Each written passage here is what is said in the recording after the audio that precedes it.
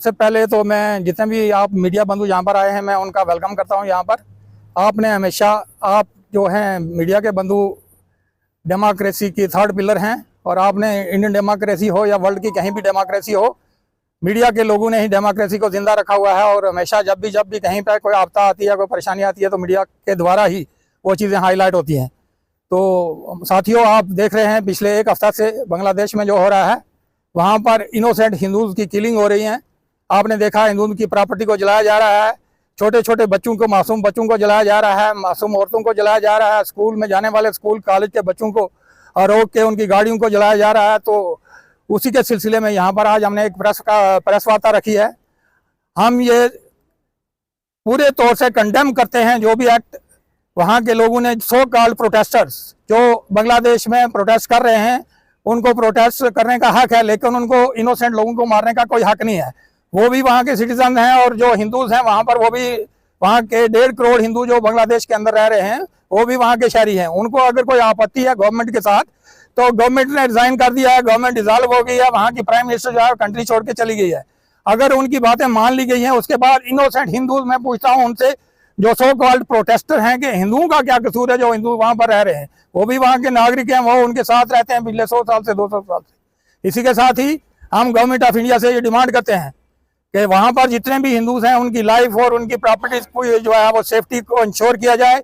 हिंदुस्तान के prime minister Shri Narendra भाई मोदी से हम आग्रह करते हैं, हिंदुस्तान के होम मिनिस्टर श्री अमित शाह जी से, हिंदुस्तान के डिफेंस मिनिस्टर श्री राजनाथ सिंह जी से, और हिंदुस्तान के जो फॉरेन मिनिस्टर हैं जयशंकर जी, हम उनसे भी आग्रह करते हैं कि वो इमीडिएटली बांग्लादेश की आर्मी के साथ मैटर टेकअप करें, और वहाँ पर जितने भी हिंदूज हैं उनकी लाइफ एंड प्रॉपर्टीज को जो है वो इंश्योर किया जाए, उनको सेव किया जाए। अदरवाइज वर्ल्ड वाइड जितने भी हिंदूज ऑर्गेनाइजेशन हैं, हम आने वाले दिनों में हम पूरे तौर से जो है प्रोटेस्ट करेंगे, और हम इंश्योर करेंगे कि हमारे जो हिंदू भाई वहाँ पर रह रहे हैं उनको और किसी तरह की हानि ना गुजरे, और उनकी सेफ्टी और उनकी सिक्योरिटी जो है वो इंश्योर की जाए।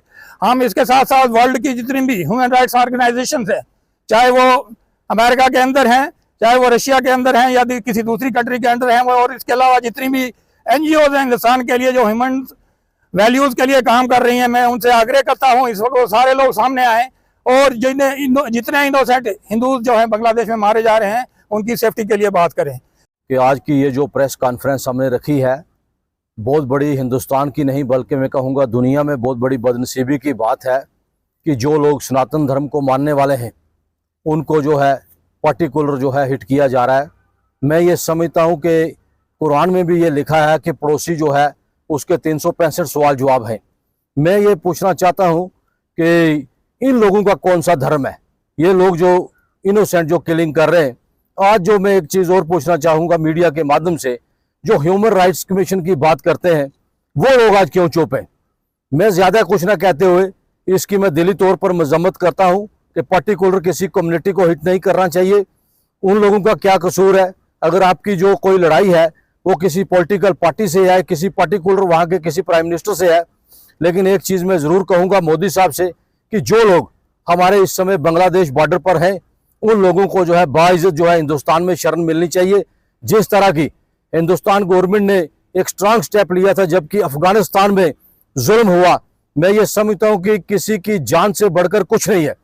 हमारे जो रक्षा मंत्री हैं उनसे भी मेरी ये पुरजोर अपील है, और मोदी साहब से कि बॉर्डर पर जितने लोग हमारे बैठे हुए हैं वो वेटिंग में हैं कि कब बॉर्डर से हमें जो है हिंदुस्तान में इंटर करने दिया जाए। मैं इसी पर मीडिया के माध्यम से एक बार फिर जो है अपने दिल की गहराइयों से जो है मजम्मत करता हूँ इस बात की कि लोगों के साथ ऐसा जुल्म ना हो, इसी पर इत्तेफाक चाहिए। जैसे कि आज हम पुंछ के बीच, डिस्ट्रिक्ट पुंछ में जो है आज हम जहाँ पर जो प्रेस वार्ता रखी हुई है इसके बीच के पास, यहाँ पर पुंछ की जानी मानी हस्तियाँ हमारे साथ बैठी हुई हैं। बड़े दुख दर्द से आज ये प्रेस वार्ता कर रहे हैं हम कि हमारे बांग्लादेश जैसे देश के बीच आज हमारे माइनॉरिटी के लोगों को वहाँ पर चुन चुन के मारा जा रहा है। बड़े दुख से कहना पड़ता है कि आज इंसानियत के ऊपर बहुत बड़ा तब्बा है। मजहब नहीं सिखाता आपस में बैर रखना, लेकिन आज बांग्लादेश के बीच यहाँ पर जो आर्मी का शासन चल रहा है अभी तक है, उनके प्रधानमंत्री जो है देश छोड़ के भाग गए हैं। वहाँ पर विद्यार्थियों ने जो प्रोटेस्ट किया है, लेकिन उसने इतना बड़ा भयंकर रूप इख्तियार किया है कि एक पार्टिकुलर कम्युनिटी को है, माइनॉरिटी वालों को जो है अपना टारगेट किया जा रहा है। बड़े दुख से कहना पड़ता है कि उस ऊपर वाले अल्लाह ताला राम भाई गुरु ने अगर हमें इंसान की इस रूप में अगर पैदा किया है तो हमें अच्छे कार्य करने चाहिए। ये नहीं है कि हमें किसी गरीब को देख के जो है उसका अपना गला काट देना चाहिए। आज देखिए इतनी हमारे पास एजुकेशन है, फिर भी हमारे जो लोग हैं दिन ब दिन बैकवर्ड जा रहे हैं। उसका यही कारण है कि हम जो है संभल नहीं पाए। मैं प्रधानमंत्री नरेंद्र भाई मोदी जी से ये अपील करता हूँ, पुंछ के से बाटोन एरिया से पूरी कैबिनेट से ये अपील करता हूँ, रक्षा मंत्री जी से अपील करता हूँ, विदेश मंत्री जी से अपील करता हूँ कि जल्द से जल्द जो है बांग्लादेश के जो चीफ है आर्मी के उनसे बात की जाए और इस बात को शॉर्ट आउट किया जाए, मासूम लोगों की हत्या मत हो। मैं आई हुई मीडिया का सबका धन्यवाद करता हूँ। जय हिंद, जय भारत, जय पुंछ। यहाँ इकट्ठे हुए हैं बांग्लादेश के उपलक्ष्य में। पिछले कुछ दिनों में बांग्लादेश में जो घटनाएं हो रही हैं, शुरू में ये खबर थी कि ये विद्यार्थियों का आंदोलन है। ठीक है, विद्यार्थी आंदोलन कर सकते हैं। आंदोलन उग्र हो गया, प्रधानमंत्री देश छोड़ के चली गई, मिलिट्री का चीफ जो है उसने कमान संभाल ली, नई गवर्नमेंट आज बन जाएगी। अगर ये विद्यार्थियों का आंदोलन था, प्रधानमंत्री देश छोड़ के चली गई तो बात खत्म हो गई। अवामी लीग के साथ शायद लोगों को जिद थी या कुछ भी था, वो चली गई तो चैप्टर क्लोज हो जाना चाहिए था।